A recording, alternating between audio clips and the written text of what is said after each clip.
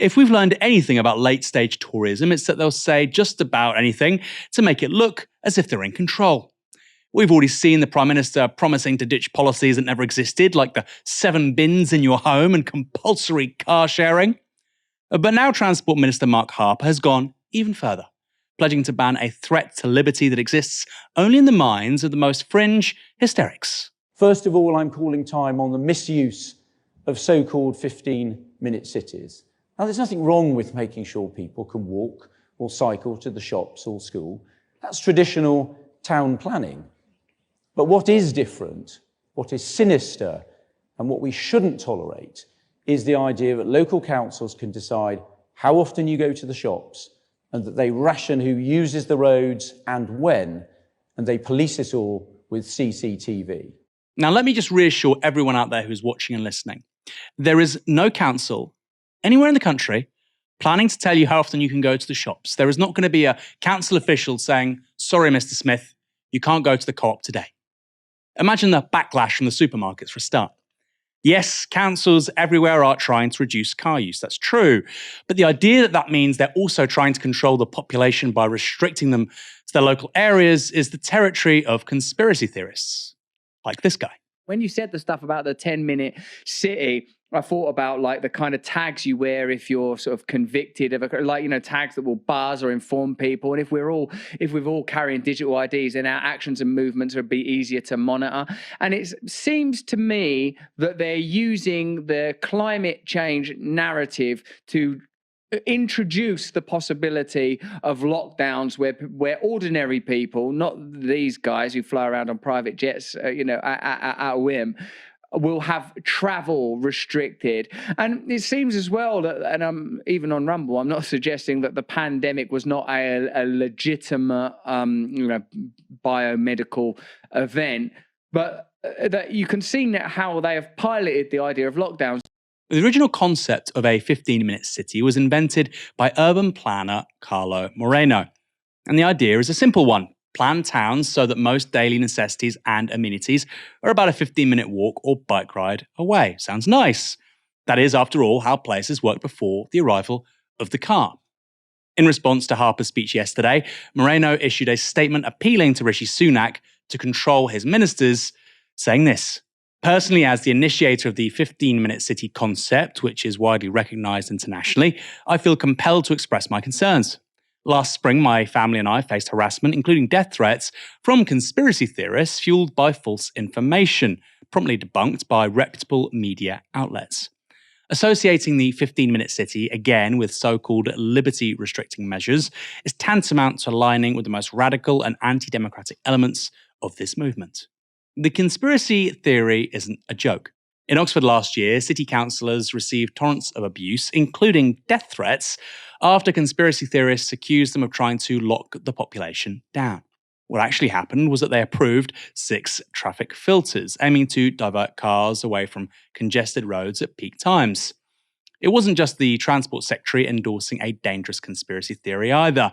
On Radio 4, Junior Minister Andrew Bowie said this: we do not want local authorities dictating to people that they must choose to access those services within 15 minutes of their house, or however often they might need to access those services. That's what Mark Harper was saying today. Of course, we want more services to be available locally and close to where people live. That's an eminently conservative thing to support, but we're not going to dictate to people that they must only access a service or go shopping within a 15-minute. I understand you. I hear you. But this really gets to the heart of where the Conservative Party is positioning itself and how it is trying to conduct a debate.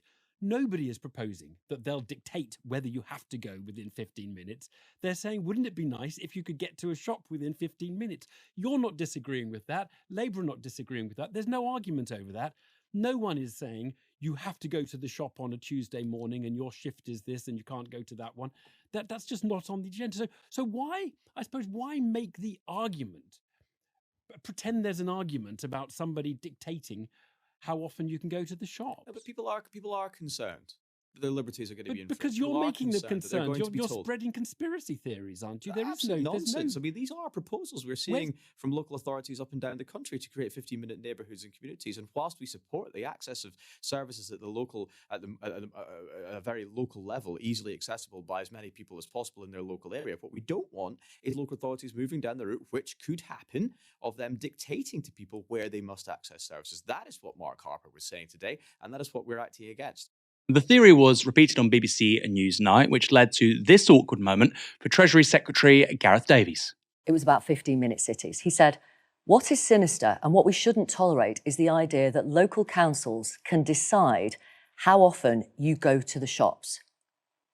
Which council is proposing that they will decide how often people can go to the shops? I'm afraid I missed that speech. I'll have to look into why he said that and what the example is. Please do. I'm going to have to go back to you on We've that. searched and we cannot find a council that's proposing that.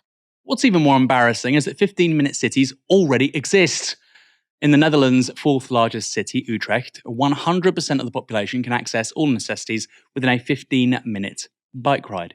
Helena, where does this obsession against having nicer cities, nicer things, a nicer built environment come from?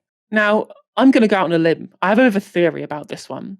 And it's basically the theory of the mainstream conspiracy theorist.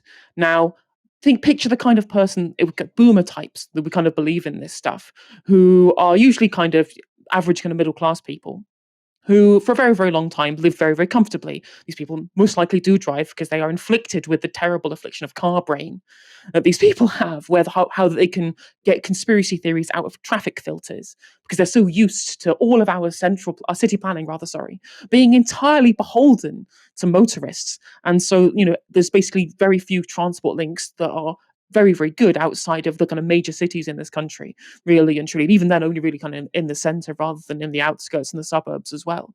And so they've had supremacy in that area for ages. So any pushback about, well, maybe we should prioritise pedestrians, maybe we should prioritise the tram or the bus or whatever, anything like that, it immediately triggers them into thinking, well, there must be a conspiracy against me because I used to have control over all of this part of the city, but now my interests are being infringed on.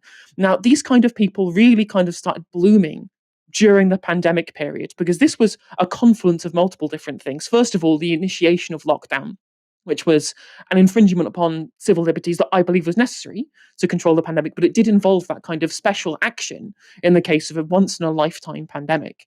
It also coincided with the time at which the neoliberal kind of class that we have been eating up assets of working class people and poor people for decades now at this point, have run out of assets to be able to chew through. So they're starting to chew through middle class people's assets instead. And so these people who've kind of been sold on capitalism for a very, very long time have found that this security that they are expecting is kind of starting to wane. And because of the pandemic happening at the same time, they're struggling to deal with the entropic nature of society and of the economy. And because we were all locked at home for this time, a load of these people started getting very involved in social media, Twitter, Facebook, TikTok, YouTube, for example. We've all heard of going down the YouTube rabbit hole. And this is where these conspiracy theory grifters, it comes from a very kind of big tent conspiracy about the World Economic Forum. This idea that they are exerting influence over governments against national sovereignty and implementing things and controls to stop people doing what they want, whether it be in the interest of climate or in the interest of a future pandemic, for example. And these people genuinely believe this stuff. In fact, they accuse, if you ever venture into the TikTok and YouTube comments, which I do for my own fault, these people will call Rishi Sunak a puppet of the World Economic Forum. So I think this is a desire from the Conservatives, by using this rhetoric, to try and stop those fears from continuing of Rishi Sunak being a man of the World Economic Forum. Because really and truly, it is just traffic filters. But because people have had so much of their comfortable lives living at home and motoring upended by the nature of the pandemic and the nature of the way in which neoliberal capitalism has kind of cannibalized so much of society, they have to be able to grasp. And because these people have no material understanding, no materialist concept of why structures might do this, they have to pin it on some kind of fifth column, some kind of cabal, theoretically, that they believe is undermining the world that they used to know that doesn't exist anymore. And so whatever the conspiracy theorist grifters can push to them, Naomi Klein's doppelganger is really good on explaining these things, they will just latch onto it to be able to have an easy, simple explanation as to why loads of parts of society just kind of crumbling around them, really. That's my theory. I don't know what you think about that, Aaron. Well, I don't know if I have a theory. I just find it really strange that particularly Conservatives, who are meant to like tradition, right, are rallying against the idea that the built environment should look like it did before the arrival of the car. You know, I look at pictures, for instance, of a place like Derby or Birmingham or Liverpool before really at the start of the 20th century. And I think those cities looked better for a bunch of reasons, but primarily because I think the architecture was significantly nicer. I think the built environment integrated commercial and residential very well. There was what's called, gentle density, things like mansion blocks and whatnot, terraced houses. Obviously, those were slums. They could have been upgraded, as they often were in places like Islington, rather than being knocked down. And they make lovely family homes now. I don't quite understand why a conservative who would clearly value traditional architecture, communities, place, but they seemingly also want, retail parks and people having to be in a traffic jam 2 hours to get to work. It strikes me as very, very strange. And it really is that simple, guys. You don't have to like LTNs. You don't have to like bike lanes. You don't have to like ULEZ. You don't have to like any of these things. You can think they're bad, but the idea is part of an integrated conspiracy to stop people driving places is surreal to me, frankly.